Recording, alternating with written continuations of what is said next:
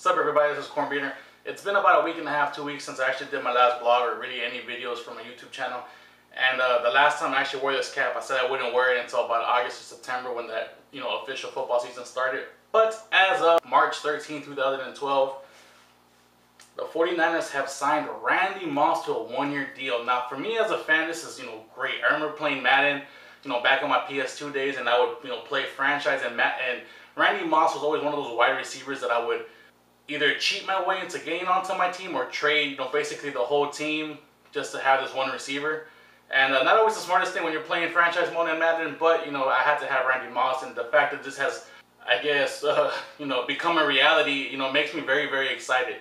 Somebody like that coming to the team with the stats that he has, a career that he's had. Yes, he's had some personal issues as far as, work ethic and some of the, I guess, attitude problems. But, he's always been a proven player when playing for, I guess, a championship caliber team. And I like to believe that the Niners are finally in that position after about, maybe 15, 16 years of not really being considered a top, caliber team. And, hopefully this will open up the field for, Vernon Davis, Frank Gore, Michael Crabtree.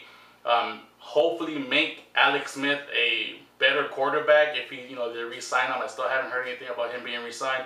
And all in all, I hope this is a big asset to the 49ers, and I hope it works out. As a 49er fan, you have to be really excited. I'm super excited about this. I literally almost got like this.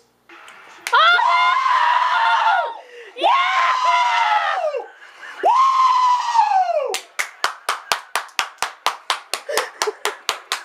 When I heard the news, and who knows? Maybe it'll work out for the best, maybe it'll work out for the worst, but who knows? But Randy Moss, welcome to the San Francisco 49ers. I look forward to watching you play all season. And yeah, moving on. Alright, so that was a segue to what basically this video was going to be about up until I heard that, the Randy Moss news. And that is this bad boy right here, the PSVita. Now, I bought this sucker about 3 weeks ago. I bought it at launch for $250. This is the Wi-Fi version. There's a 3G version out there, which 3G is provided by AT&T. Not sure how that works. Don't really care about AT&T. I think the service sucks. So I would not touch the 3G version with a 10-foot pole. But other than that, let me give you the basic rundown of what the PSVita is as far as the outside goes. The screen is a 5-inch OLED screen. Very bright, very crisp. And there's also a touch screen. The back is a touch pad, so you can do all the good stuff you can with the screen just to display picture. Then you have these two shoulder buttons. You got your D-pad, got your face buttons, and dual analog sticks.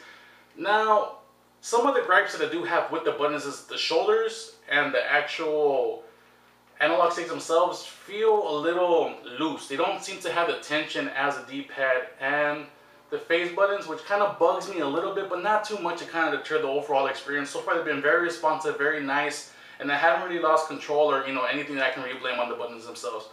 The touchscreen and the touchpad seem to kind of be a nice welcome addition, which kind of kept this kind of streamlined. It didn't have like this big bulk as if adding the two other shoulder buttons to kind of replicate the PS3 or even an Xbox control scheme.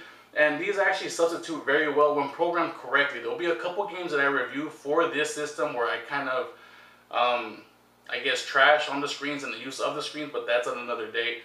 System itself, as far as I guess the control improvements that Sony made to this system, they also added this. This is their new OS/UI that they're using for the PS Vita.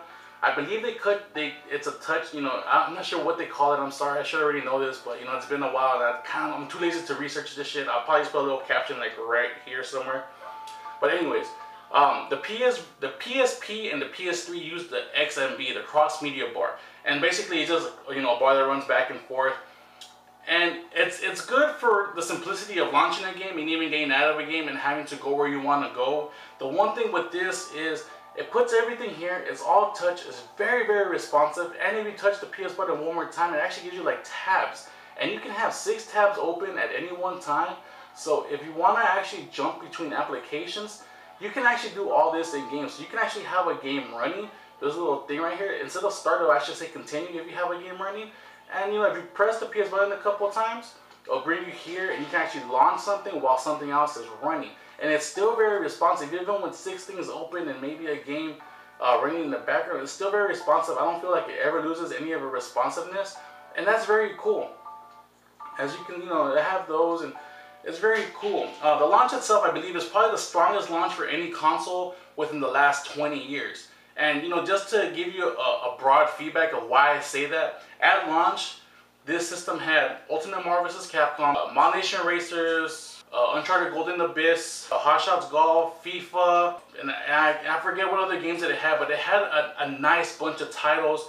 MLB 12, the show just came out, which is probably the best baseball series to come out this gen, and probably the best baseball game to come out since like Triple Play back in the Genesis days. But if you look back over the last 20 years, every system that has launched has been a big disappointment or mediocre at best. The PS3 for the first 6 months only really had Resistance. That's all it had. The Xbox 360 only had Call of Duty, 2 for like the longest time. The Wii had Wii Sports for the longest time. The PS2 had the Bouncer, is probably its biggest like hype game, but only really delivered with like SSX, and that was all that was around for the longest time. Dreamcast had Soul Calibur. The Xbox had Halo. All of these games really only had one. The only one game system launch that I can think of that is very, that has delivered on everything its fans want, and it's probably because it's a different generation, was a Super Nintendo. That system launched with Super Mario World, and you really couldn't go against Mario back in the days. And the fact that I believe, don't quote me on this, but I believe that the Super Nintendo was the last Nintendo system to actually launch with the Mario game. And that's kind of sad and disappointing, but I was around to actually see that. And maybe the N64 did, but I wasn't a big fan of Mario 64. But Super Mario World was the shit. That game was fucking great. And the system itself was fucking awesome. So, from that point up until, this point, I feel that everything else in between, and you guys may have different opinions. I believe, that those have been the two main launches that didn't disappoint the fans of whatever generation.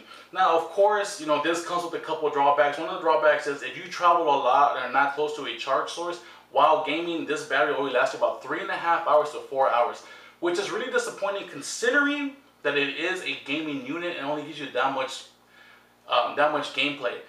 But also take into the account that this is pretty much a portable PS3 at the palm of your hands, and it gives you 4 hours on a charge, on a rechargeable battery, as opposed to like say a Game Gear from back in the days that would last maybe 2 hours on, I believe it was 8 AA's. That was an expensive ass habit.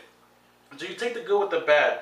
I'm not going to trash it too much for that, just because of the power that it does have. And for me, the launch titles and the overall hardware system, everything is already what Sony pretty much promised as far as being available launch day, at least here in North America, was there. The online infrastructure was there. The coordination with your current PSN account was there. PSVita trophies, your friends list. Pretty much everything that Sony had promised with this system to deliver day one was available, at least in North America. I didn't run into any problems. Some of the games are here and there, but it's a very solid like launch window game titles. And like I said, it just keeps going strong. And the only thing that Sony has to do from this point is make sure that this system is not forgotten, and their support pretty much year-round, at least for the first year, until you can butter people up and have them wait for big titles. Let it be a Kojima title, or maybe another God of War title, or even Bioshock Infinite, I believe, is supposed to be coming to the PS Vita, or a variation of Bioshock Infinite is supposed to be making to the Vita. So that's all very very good. Overall, I'm going to give the PS Vita and the launch a 5 out of 5. Like I said, to me, this has been the strongest launch since, the Super Nintendo. That's been 20 years plus, maybe 21, 22. It just has, 6, 7, 8 titles that, and, really it's just a broad spectrum of, genres that, that you can play if you're a fan. The only thing this doesn't have is a first-person shooter. But I'm not a big first-person shooter fan. Yes, I do play them. Yes, I do like them. But they're not my favorite genre. So, for me, 5 out of 5 stars. It's really great. If you're on the fence about it, I would say probably hold off, as there's probably going to be a revision with probably improved battery life and maybe a couple little features here and there. But if you really want one, I would say get one. Me, myself, I got one. I have not been regretting my purchase since it came and I actually got to play with it, which is quite the opposite reaction I had when I bought my PS3. I bought a PS3 at launch, waited 4 days in front of a Best Buy to get my hands on one, spent $650, and in the first 6 months, that system probably collected dust for like the first 4. And that's if it wasn't broken up by playing, you know, my small library of Blu-rays that I had at the time. So, you know, in contrast from PS3, even PS2 launch to PS Vita launch, it's, you know, Sony was prepared to launch this and to make it a success. Always have fucking trouble with that word. A success from day one. And, you know, I think they succeeded. I mean, don't take my word for it. Of course, your opinion will probably be different from mine. But for me, I'm super happy about this. So just a quick recap. Randy Moss to the Niners. And the PS Vita, 5 out of 5 stars. I'll have more videos coming up as far as reviews for the games I played for the Vita and other reviews. I've been playing Street Fighter Cross Tekken a lot lately, trying to get like my head around everything that's in that game so I can give you guys a more detailed review. Right now, the gameplay itself is looking solid, but the package as a whole is looking very, very mediocre to just downright fucked up. And I'll let you guys know why in about maybe a week. I'm hoping I can get that out. And other than that, you know, it's been a good day. I've been working here and there, and project's almost over, so maybe I can work more and more at, you know, when that ends. But for right now, I'm going to enjoy the work that I have. Enjoy time with my family and enjoy time with my systems and my games and blah, blah, blah, blah, blah. And I'll see you guys next time, man. This has been Corn Beaner. I'll see you guys. Peace.